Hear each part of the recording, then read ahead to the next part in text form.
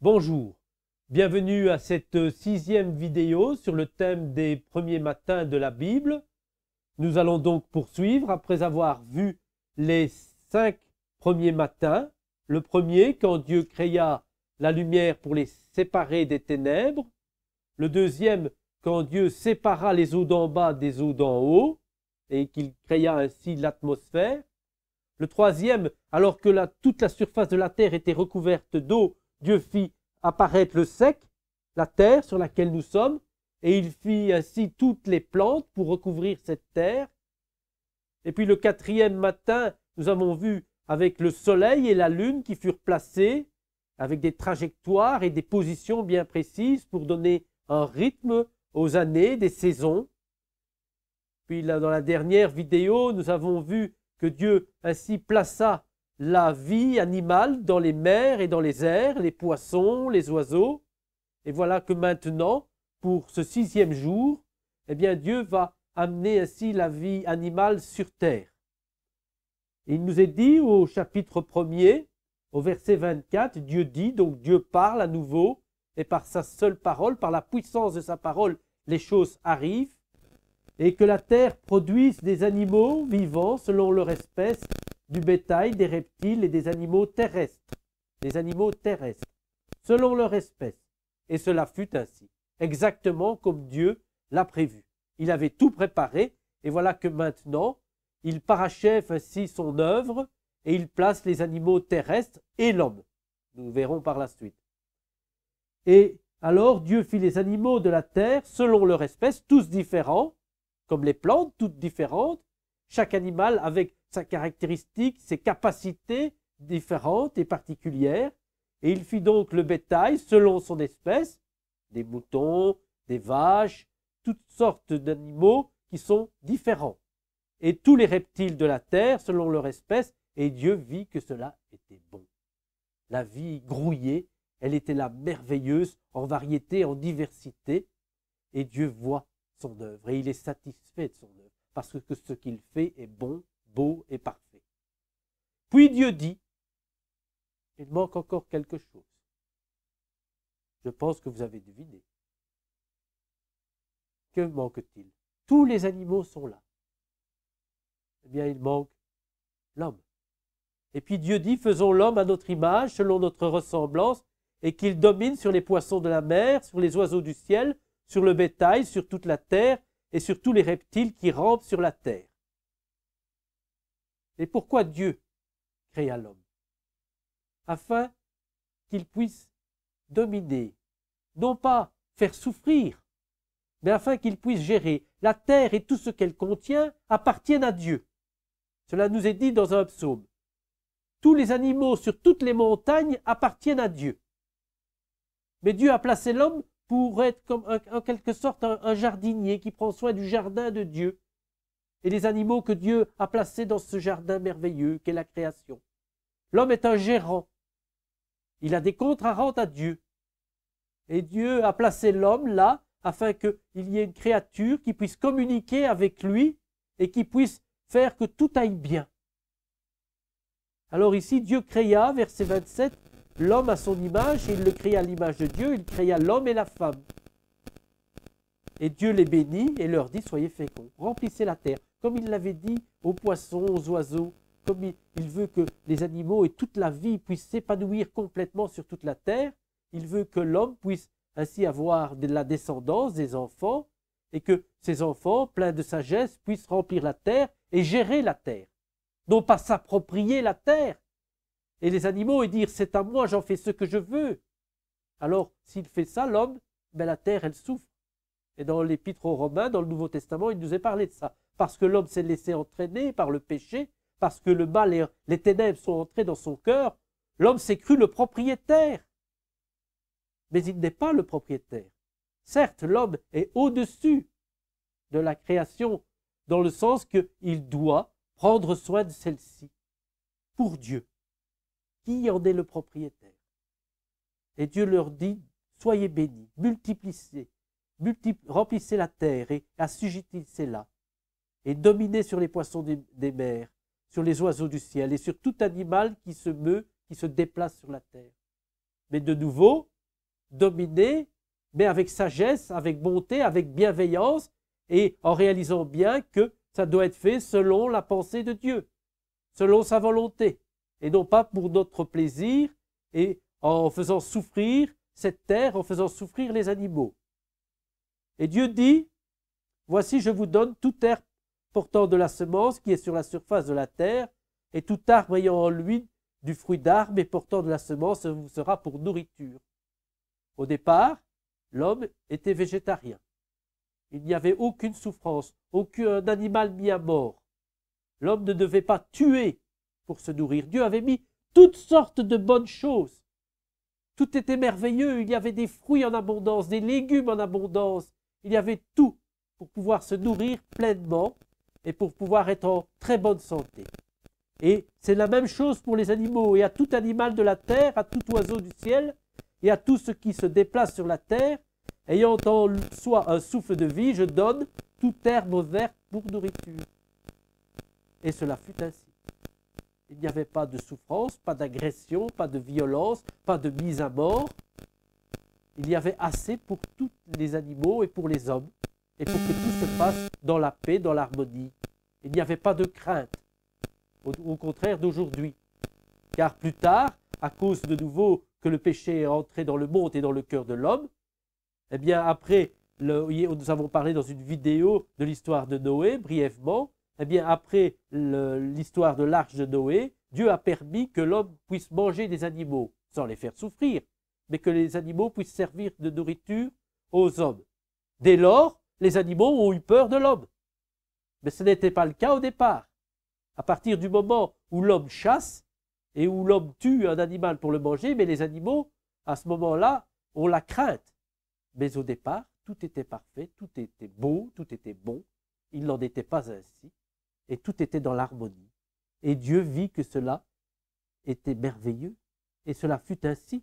Et Dieu vit que tout ce qu'il avait fait, tout, et voici cela était très bon, il nous est dit. Non pas juste un peu bon. Tout cela était très bon. Et tout était mis en place pour qu'il y ait le bonheur sur la terre. Et ainsi il y eut un soir, il y eut un matin, et ce fut le 6e jour. Et on pourrait se dire, c'est merveilleux, l'œuvre de Dieu est grande et belle. Et voilà que nous savons qu'il n'en est pas resté ainsi. Quand nous voyons aujourd'hui que l'homme fait souffrir, l'homme pollue la terre, l'homme fait souffrir les animaux, on se dit qu'il s'est passé quelque chose. C'est à cause de la désobéissance de l'homme. Au départ, Dieu avait tout fait merveilleusement. Et il nous faut nous souvenir de cela. Que si aujourd'hui on voit le mal sur la terre, que si on voit qu'il y a du mal dans le cœur des hommes, ce n'est pas de la faute de Dieu. Il ne faut pas accuser Dieu de la souffrance qui se passe. Il ne faut pas accuser Dieu des choses tristes, parce que les choses viennent du mal que l'homme a laissé entrer et que l'homme ainsi entretient en quelque sorte, et même parfois augmente. Mais nous allons poursuivre comme nous l'avons fait dans notre dernière vidéo et prendre des exemples d'animaux dans la parole de Dieu pour voir combien cela peut nous instruire. Si vous vous souvenez, dans le livre de Job, au chapitre 12, nous avons lu « Interroge les bêtes et elles t'instruiront ». Et comme nous avons dit, ce n'est pas les interroger de vive voix et qu'elles vont nous répondre de vive voix, c'est les observer et connaître la Bible, connaître les histoires de la parole de Dieu, les enseignements de la parole de Dieu et pouvoir les appliquer à notre vie de tous les jours. Et nous allons prendre aujourd'hui quatre animaux terrestres. Hier, nous avons pris 3 animaux qui volaient. Nous avons pris l'aigle, la poule et la colombe. Et aujourd'hui, on va en prendre 4 et on retrouve ces 4 animaux dans le livre des Proverbes. Si vous prenez ainsi votre Bible et que vous l'ouvrez au livre des Proverbes, au chapitre 30, livre des Proverbes, chapitre 30, nous lisons ceci. Il y a sur la terre, donc dans les animaux terrestres, 4 animaux petits. Petits. Il y en a des grands, c'est vrai, mais ici, Dieu nous parle de 4 petits animaux. Il ne s'agit pas d'un éléphant, d'un hippopotame, d'une girafe, mais 4 petits animaux. Le premier qui nous est donné, et dont il nous est dit que ces 4 animaux sont sages. Donc c'est pour nous apprendre la sagesse. Dieu nous montre l'exemple de ces animaux pour que nous puissions comprendre ce que Dieu veut et combien on doit être sage pour lui. De quelle manière on doit être sage. Il y a d'abord les fourmis, peuple sans force, qui préparent en été leur nourriture. Tout petit.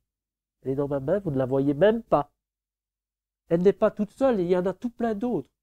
Et les fourmis sont un exemple pour nous montrer qu'il faut être courageux, qu'il faut travailler, qu'il ne faut pas être fainéant, qu'il ne faut pas se reposer tout le temps et chercher tout le temps rien que l'amusement, les loisirs.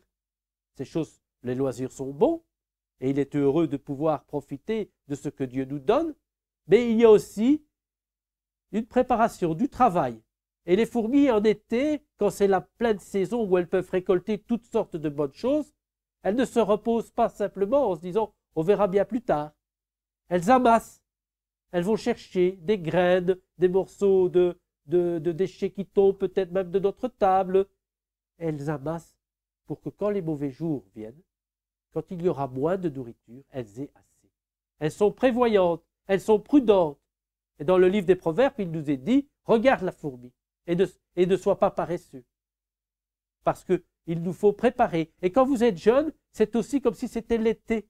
C'était l'été pour vous. Vous avez du temps, vous avez des capacités, vous pouvez lire la Bible. C'est le moment d'amasser. C'est le moment de préparer plein de bonnes choses, pas pour manger, mais plein de bonnes choses pour votre esprit, plein de bonnes choses pour votre cœur. Et vous lisez les histoires de la Bible, et vous chantez des cantiques, et vous priez. Et alors à ce moment-là, c'est comme si vous amassiez un trésor. Et peut-être quand il y aura des jours plus difficiles, où il y aura peut-être aussi beaucoup de travail quand vous serez adulte, eh bien toutes ces choses, elles seront en vous et vous en profiterez. Elles préparent. Voilà l'exemple que nous donnent les fourmis. Le deuxième exemple de petit animal qui nous enseigne la sagesse, ce sont les damans, peuple sans puissance, qui placent leur demeure dans les rochers. Les damans sont des petits animaux, tout mignons, tout doux, et ils vivent en groupe. Et c'est une belle image. Les chrétiens doivent vivre ensemble. Et comme ils sont vite attrapés par les serpents, par les aigles, par des prédateurs, ils vivent souvent dans des rochers ou des arbres, en groupe. Ils savent qu'ils sont sans force, sans puissance. Ils ne sont pas des vantards en disant « moi je vais résister, moi je vais me sauver, je vais échapper à tous les prédateurs, je suis plus fort que... » Non. Ils reconnaissent leur petitesse, leur faiblesse. Et ils savent que leur force, elle est d'abord dans le groupe. Il y en a un qui surveille, il regarde à gauche, à droite. Et quand il voit un danger, il crie, tout le monde revient. Et tout le monde revient où? Eh bien, tout le monde vient se cacher dans le rocher. C'est ce qui nous est dit. Peuple sans puissance, mais qui place leur maison dans les rochers. Et le rocher, c'est une belle image du Seigneur Jésus. C'est lui qui est fort. C'est lui qui nous protège. Et quand il y a un danger, il faut vite se réfugier. Et il faut écouter les conseils des autres. Il ne faut pas se dire, moi je leur fais qu'à ma tête, hein. Je suis plus intelligent, plus sage que tout le monde. Si quelqu'un nous dit, attention, il y a un danger là, eh bien on revient vite, tous, vers le Seigneur Jésus. Et on se cache. Le Seigneur Jésus est comme un rocher, et c'est comme les fentes d'un rocher dans lequel on se met à l'abri, jusqu'au moment où on peut de nouveau ressortir. Vous voyez, ici, on a une autre image. Après les fourmis, on a un petit animal, le daman, qui nous donne ainsi un grand conseil, qui nous montre combien nous devons être sages, en réalisant que nous ne sommes pas forts par nous-mêmes, mais que notre force, c'est Christ, que notre protection, c'est Christ. Voilà l'exemple qui nous est donné par ce petit animal. Le troisième, il nous est parlé des sauterelles. Les sauterelles n'ont point de roi, et elles sortent toutes par bande, par division. Les sauterelles. Vous voyez, je vous montre un exemple de petites sauterelles. C'est un bricolage qu'on pourrait faire d'ailleurs ensemble. Eh bien, les sauterelles ne sont pas non plus toutes seules. Elles ne vivent pas toutes seules, elles vivent en bande. Mais alors, ce qui est beau, c'est qu'il n'y en a pas une qui se dit « Ah, mais c'est moi le chef, c'est moi qui décide. On va là et pas là. On va manger dans ce coin-là et pas là. On part ou on reste. » Elles sont toutes sur le même pied, comme nous. Nous n'avons pas à dominer sur les uns et les autres. Certes, Dieu nous a créés et a créé l'homme pour qu'il domine sur la terre, mais avec sagesse. Mais il n'a pas créé l'homme pour que l'homme domine sur les autres et les rende esclaves. Nous ne vont pas décider comme ça, à imposer. Les sauterelles, elles sortent toutes ensemble et elles se déplacent par bande, par division. Elles vont dans un endroit à l'autre. Il n'y a qu'un chef, il n'y a qu'un maître, il n'y a qu'un Seigneur, c'est le Seigneur Jésus. C'est lui qui décide, c'est à lui qu'il faut obéir, pas aux hommes. Et les sauterelles nous montrent cet exemple, qu'elles sont toutes ensemble, toutes sur le même pied d'égalité, et qu'elles se déplacent ensemble. Le quatrième exemple, c'est le lézard. Le lézard. Nous avons parlé tantôt des reptiles. Dieu avait créé les reptiles. Et parmi les reptiles, il y a peut-être les serpents, mais il y a aussi les lézards. Et Dieu nous les donne en exemple. Et il nous dit, le lézard saisit avec les mains et se trouve dans les palais des rois. Qu'est-ce qui se passe avec le lézard? Il passe partout. Et on le retrouve même jusque dans la chambre du roi. Or, notre roi, on vient de le dire, notre chef, c'est le Seigneur Jésus. Et ça veut dire que malgré qu'on est peut-être petit, insignifiant, on peut atteindre jusqu'à le palais, jusqu'au château du roi, jusque dans la chambre du roi. Vous voyez, c'est un exemple merveilleux. Un petit animal qui se faufile et qui arrive à arriver jusqu'à un endroit qui normalement n'est pas pour lui. C'est pas pour lui normalement. Le palais, le château du roi n'a pas été fait pour lui. Mais cet animal qui est tout petit, insignifiant, eh bien il peut ainsi avoir accès, comme nous. Nous ne sommes pas grand-chose et pourtant nous sommes ceux que Dieu aime. Quand on regarde les capacités des animaux sur Terre, on n'a pas les mêmes capacités que beaucoup, physiquement. Nous ne savons pas courir aussi vite qu'un lion, qu'un guépard, qu'un chien. Nous n'avons pas la force d'un bœuf, d'un buffle. Nous n'avons pas la vision d'un aigle. Hier, on en a parlé avec les aigles. Nous n'avons pas la force d'un ours. Nous ne voyons pas la nuit comme certains animaux. Nous ne ressentons pas les champs électromagnétiques. On pourrait se dire qu'au niveau des capacités, à côté de certains animaux, nous sommes très loin, très bas. Mais Dieu nous a donné autre chose pour que nous puissions être au sommet de sa création. Il nous a donné un esprit, une intelligence qui peut communiquer avec son esprit. C'est ça toute la différence. Nous avons une âme, des sentiments. Les animaux parfois peuvent aussi ressentir des choses, mais ils n'ont pas cet esprit. Dieu a soufflé, il nous est dit, le souffle de sa vie est en nous. Et il nous a communiqué ainsi un esprit, une intelligence que les autres animaux n'ont pas. Et avec cette intelligence, nous devons ainsi agir avec sagesse, comprendre les choses de la Bible. Les animaux ne comprennent pas. Nous avons aussi conscience de nous-mêmes et conscience de Dieu. Les animaux chantent, les animaux ont de l'instinct, mais ce sont des choses qu'ils font directement, sans réfléchir. Tandis que nous pouvons nous dire, ah, c'est merveilleux la création de Dieu. Mais il y a un Dieu, il y a un Créateur. Ah, et pourquoi il y a ceci, pourquoi il y a cela? Ah, mais il y a la Bible qui me parle. Vous voyez, on a un esprit qui peut être éclairé par l'Esprit de Dieu. Et Dieu nous a donné aussi certaines capacités physiques aussi. Nous avons une dextérité manuelle qu'aucun animal ne possède sur cette terre. Nous savons bouger nos doigts, les articuler et avoir des gestes, des mouvements pour créer des outils qu'aucun animal ne peut faire ici-bas. Mais ça, c'est lié à notre intelligence. Dieu nous a donné une intelligence et nous a donné une dextérité manuelle pour pouvoir ainsi mettre en place sur terre un endroit de paix, de bonheur. Hélas, nous utilisons parfois notre intelligence et notre dextérité manuelle pour de mauvaises choses. Mais ce n'est pas pour cela que Dieu les a créés. Nous sommes une créature merveilleuse. Toute la création est merveilleuse. Nous l'avons dit, un brin d'herbe est merveilleux. Quand nous regardons les animaux, c'est merveilleux. Nous voyons les animaux dans les mers, on en a parlé. Nous voyons tant de choses merveilleuses. Mais lorsque nous nous regardons, cette création que Dieu a faite, nous pouvons aussi nous émerveiller. Et nous pourrions lire dans le livre des psaumes, au psaume 139. Donc ici, nous étions dans les proverbes, je rappelle la référence si vous voulez la relire et je vous y invite. Nous avons lu dans le livre des proverbes au chapitre 30, le verset 24, 25, 26, 27 et 28. Donc 24 à 28. Maintenant, nous tournons quelques pages en arrière et nous allons dans le livre des psaumes.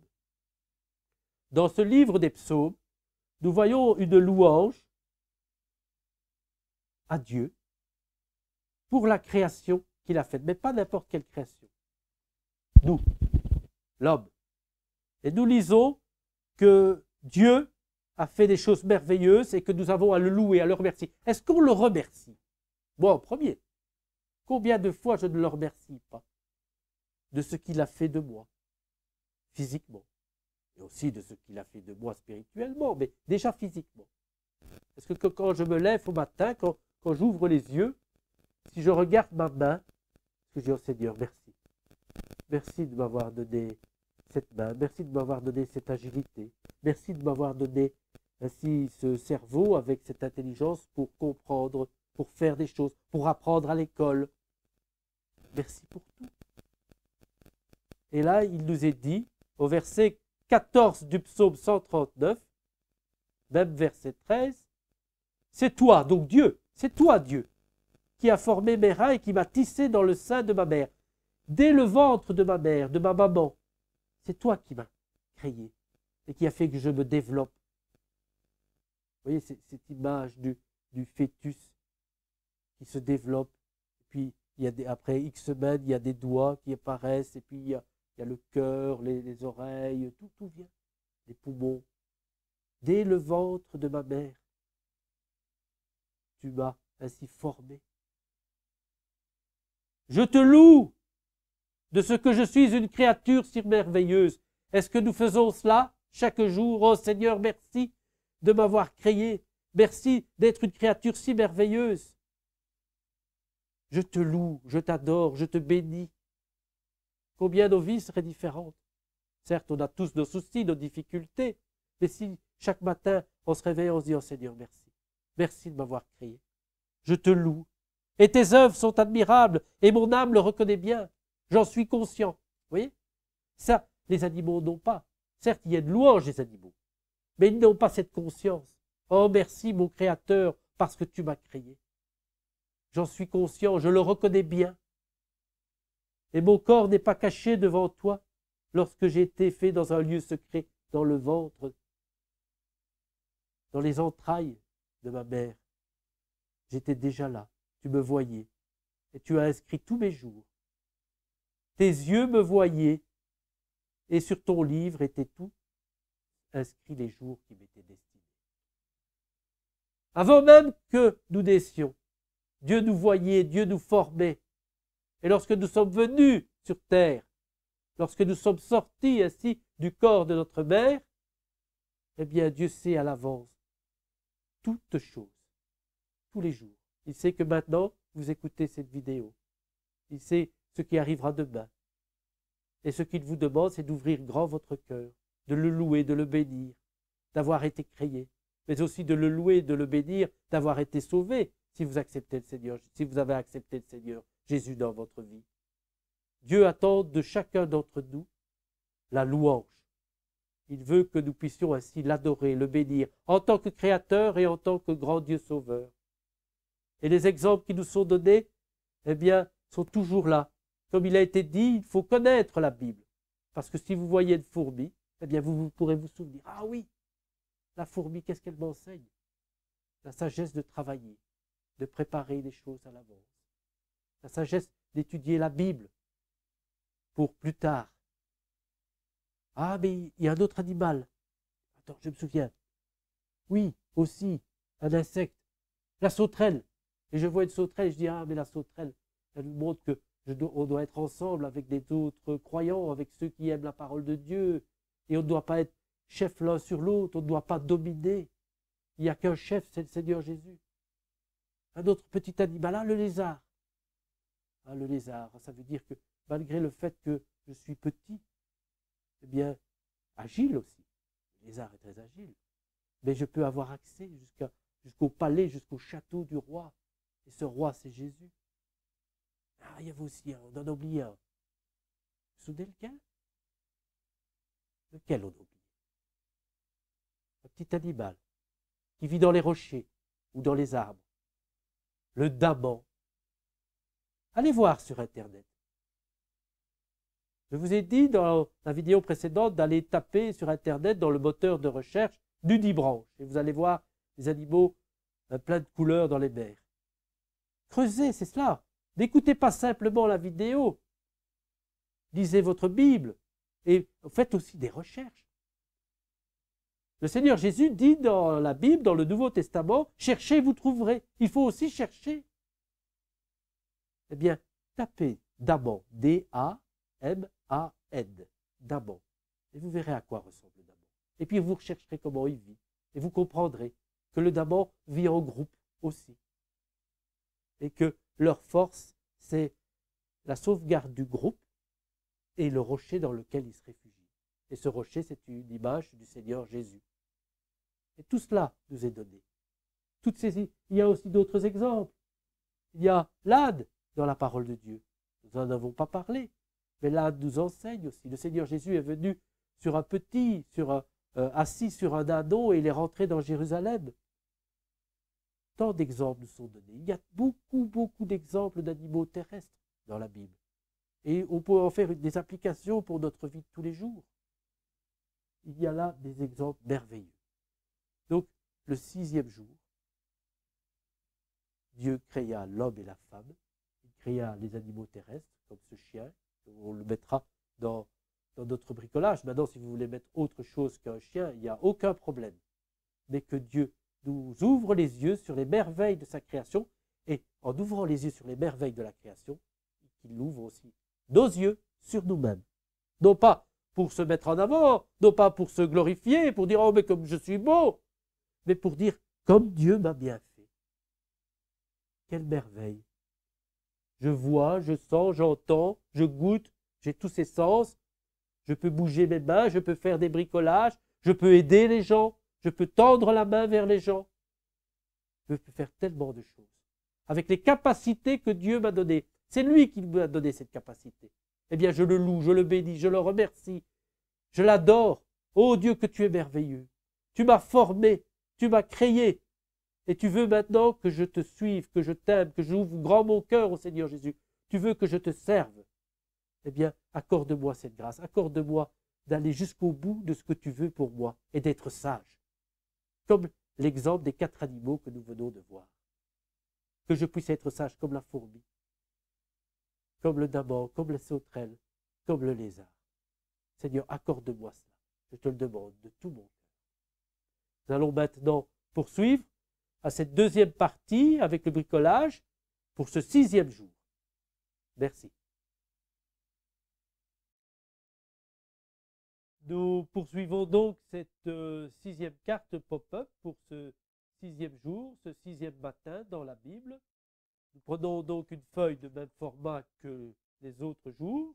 Ici, j'ai pris brun, vous pouvez prendre la couleur que vous voulez. Nous la plions en 2, comme nous avons fait pour chacune des autres. Ici, nous pouvons faire une patte un peu plus grande. Donc, nous prenons par exemple ici toujours une entaille de plus ou moins 3 cm. Et nous pouvons faire une patte de 4-5 cm. Voici. Nous plions des 2 côtés pour bien marquer le pli. Toujours le même principe. Nous ouvrons. Nous marquons le pli à l'intérieur et nous obtenons donc ceci. J'ai pris ceci en bleu pour montrer la planète bleue. Vous pouvez dessiner les continents, des pays, pour montrer un bout de la Terre par le haut, pour pouvoir le mettre comme ceci. Je vous ai expliqué qu'avant de coller, il était préférable de tout préparer ou de tout dessiner. Donc ici, qu'est-ce que Dieu fit le sixième jour? Les animaux terrestres et l'être humain. Donc ici, j'ai pris un exemple de chien. Je vais prendre autre chose. Un petit chien. Et un homme et une femme. Pour le sixième jour. Voici. Un homme, une femme. Et un chien. Que je vais coller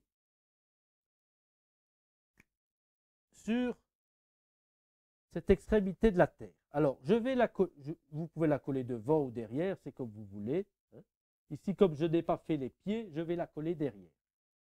Je vais mettre un peu de colle au niveau du bas des jambes de l'homme et de la femme. Je vais le coller comme ceci. Voici. Regardez. Voilà. Dieu plaça l'homme au sommet de la création afin qu'il puisse gérer la terre avec toute bonté, comme Dieu est bon, et avec toute sagesse. C'est pour cela que Dieu a donné à l'homme un esprit pour communiquer avec lui, pour recevoir les instructions nécessaires pour pouvoir gérer les choses correctement. Ici, je reprends le chien. Je mets un peu de colle sur les pattes du chien. Et je le colle comme ceci. Voici. Le chien, l'homme et la femme. Nous reprenons la carte, nous l'ouvrons, et nous venons coller sur la partie verticale ce que nous venons de faire. Je mets de la colle, en faisant attention de ne pas dépasser, et je viens coller ceci. Voilà, je viens comme ceci, j'appuie, et voilà le résultat du sixième jour. Sur cette terre, Dieu plaça les animaux terrestres ainsi que l'homme afin de tout gérer. Nous allons prendre le chiffre 6 qui a déjà été prédécoupé pour nous souvenir qu'il s'agit du sixième jour. Je colle. Voici. Vous le mettez où vous voulez. Je vais le mettre par exemple ici. Voici. Et je vous montre. On ouvre. Et le sixième jour. Dieu créa les animaux terrestres et l'homme afin que l'homme puisse gérer avec bonté et sagesse toute la création. Nous reprenons les exemples que nous avons faits avant, depuis le premier jour, ensemble. Et donc, le premier jour, nous avons vu que Dieu créa la lumière, que le deuxième jour, Dieu sépara les eaux d'en haut et d'en bas, donc d'en bas et d'en haut, et il créa l'atmosphère pour y placer la vie. Le troisième jour, Dieu fit apparaître le sec, voici, la verdure, le troisième jour. Le quatrième jour, nous avons vu que Dieu ainsi plaça le soleil, la lune et la terre, et qu'ainsi il y eut toutes des saisons. Le cinquième jour qui nous a occupés hier, nous avons vu que Dieu plaça les animaux dans les mers et dans les airs, et on a pris l'exemple de la colombe, mais vous pouvez prendre d'autres exemples. Ici, nous n'avons pas mis le chiffre, le 5. Donc, j'ai refait un 5. Vous pouvez le dessiner, hein, vous n'êtes pas obligé d'en coller. Hein. Vous pouvez dessiner un 5, vous pouvez découper un 5. C'est votre carte. Hein, c'est votre travail. Et je vais le mettre de ce côté-ci, par exemple. Je vais replier, coller. Voilà. Le cinquième jour, Dieu fit les poissons et les oiseaux. Enfin, aujourd'hui, nous avons vu le sixième jour, Dieu fit tous les animaux terrestres et l'homme, le sixième jour. Il ne manquera donc plus que le septième jour, afin que nous puissions avoir un petit livre au complet. Avant de nous quitter, je vous remontre un peu ce que je vous avais dit lors de la vidéo à propos de la sauterelle. C'est un petit exemple avec des choses que l'on trouve et qui ne coûtent rien. C'est un carton que vous pouvez trouver dans la rue lorsque le jour où le ramassage des papiers arrive. Vous pouvez le déchirer à certains endroits. Vous prenez soit un dessin, soit un collage, veut dire coller, et puis après avec des crayons, des pastels, et vous venez mettre de la couleur. Et vous avez un petit cadre que vous pouvez attacher, et vous mettez votre petit cadre au mur pour vous montrer ainsi, pour vous rappeler ce que Dieu ainsi attend de vous. Je vous montre aussi, avant de nous quitter, l'adresse email à laquelle ainsi vous pouvez écrire si vous voulez, afin de partager. Donc voici. Ah, la lumière est... Voilà. C'est la fourmi qui est devant et qui vous montre le chemin pour bibledif@online.be. Je vous remercie et je vous souhaite plein de bonnes choses, toutes les bonnes choses que Dieu a préparées pour vous. Que Dieu vous bénisse et à bientôt.